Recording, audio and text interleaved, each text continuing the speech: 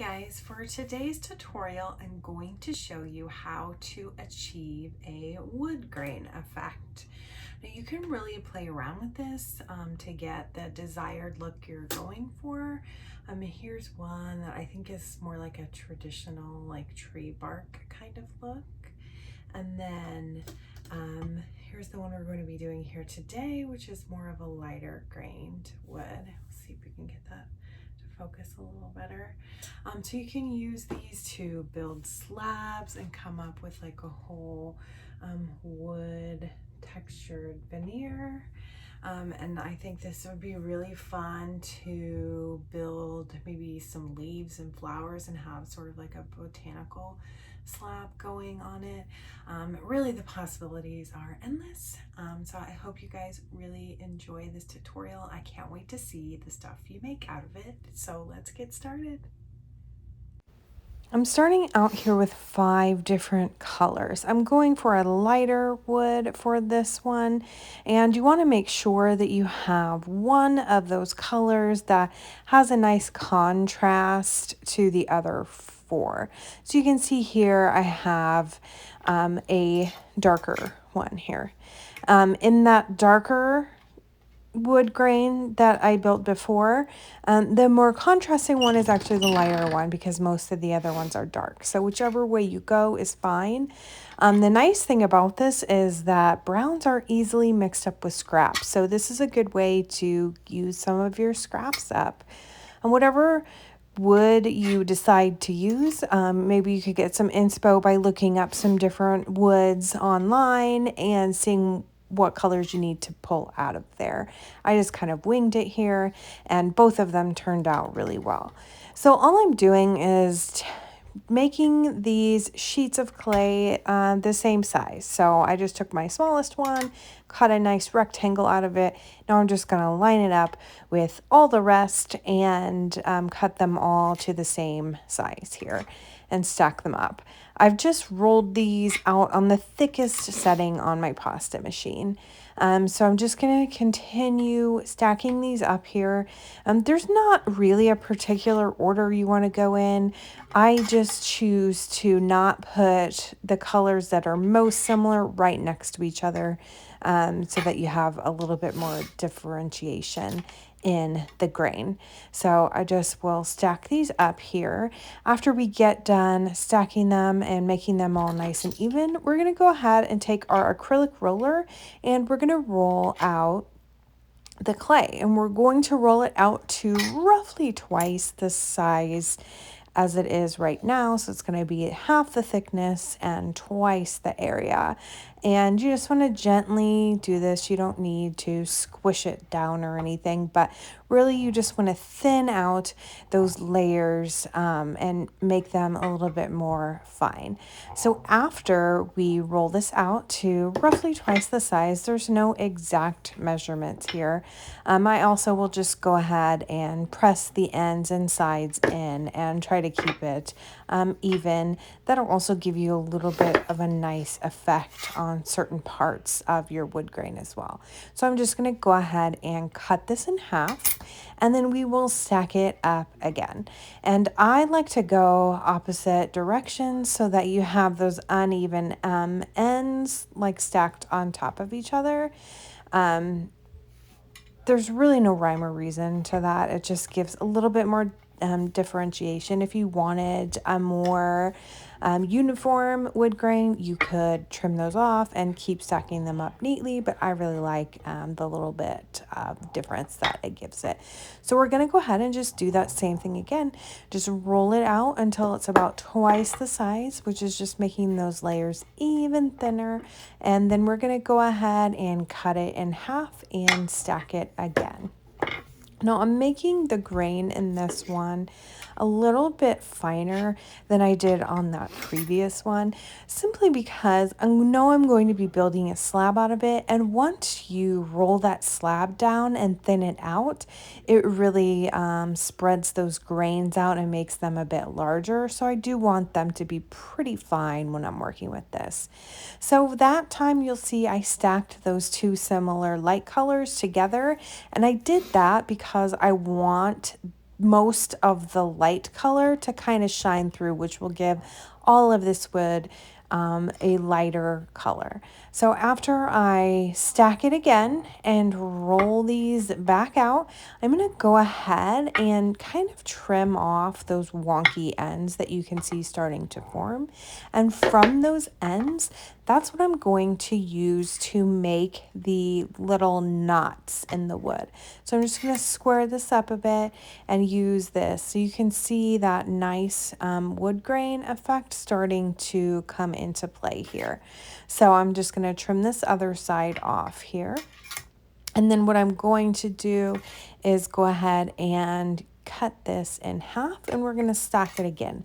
But before we stack it, I'm going to take one of these ends and I'm just going to start rolling it up. I'm going to flatten it out just a little bit here.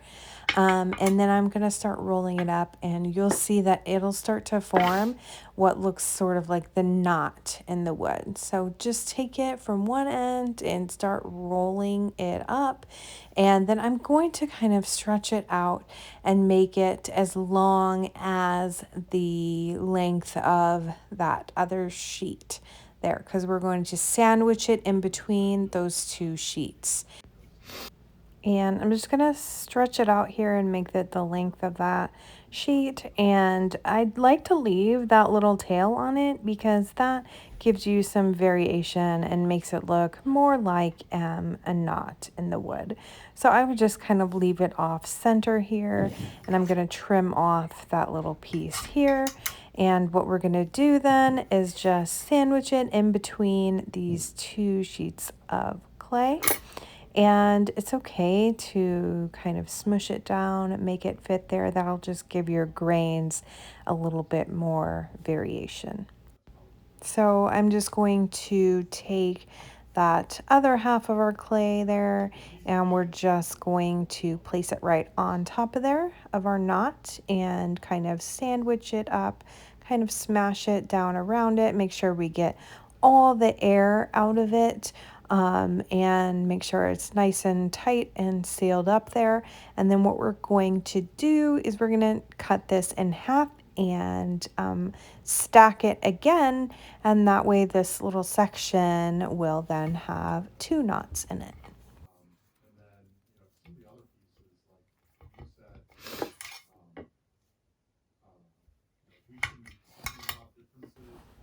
So you can see here now we're really starting to get that wood grain effect to it. So we're going to stack those on top of each other again, like I said, but first we're actually going to insert another knot into it. You can really insert as many knots as you want.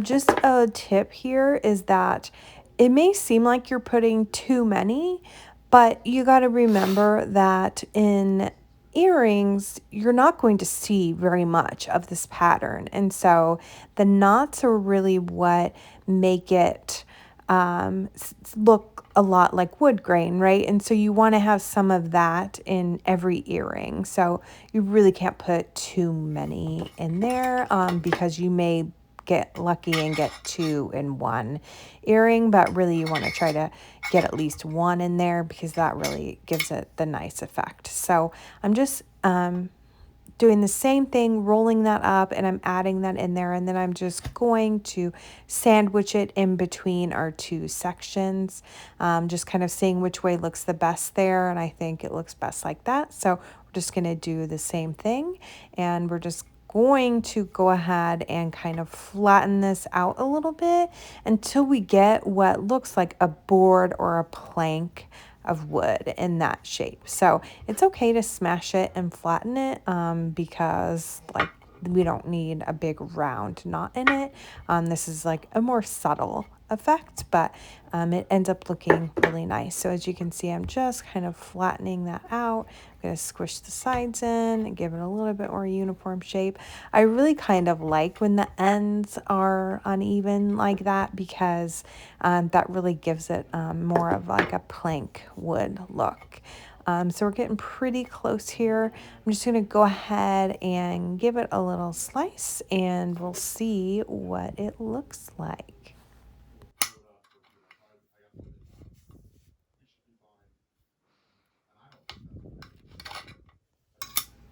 So as you can see here, it has a really nice subtle wood grain, almost like a beech wood or a pine, nice light wood. I really like how this turned out. And so what we're going to do next is we're going to make a bunch of slices of it, and then we're going to make a slab out of it. So I'll show you how I do that. So all I did here was mix up all those scraps that I had, and it makes a really nice base color for this slab. So we're gonna start layering this on here pretty much as if you were like laying a wood floor. Like we're gonna offset it a little bit and we're not gonna line them up evenly. So I'm just taking these and offsetting them off a little bit, and I'll just keep laying them down and so that the ends of them like don't really line up. And once we roll this out, it'll all really kind of smooth together nicely.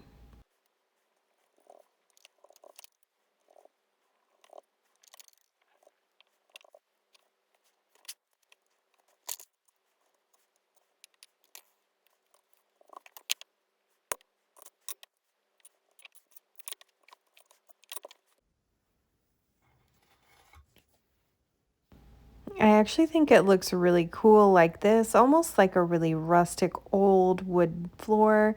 But this is not the look I'm going for, so I am going to go ahead and roll it down and smooth it out into one smooth sheet.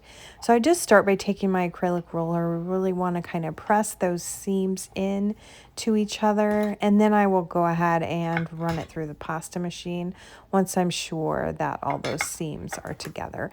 If you don't have your seams together before you roll it through the pasta machine, it can really widen those gaps, and that's not what you want. So make sure that you get it pretty smoothed out before you put it through the machine. So here's what we've got here. You can see it has a really nice effect to it. I really love how this one turned out. I'm just going to put it through the machine here once to smooth it out even more. But you can see the final product here. I can't wait to see what you guys do with this. I think there's a world of possibilities, and I'm really excited to use it myself, and I'm excited to see you guys use it also.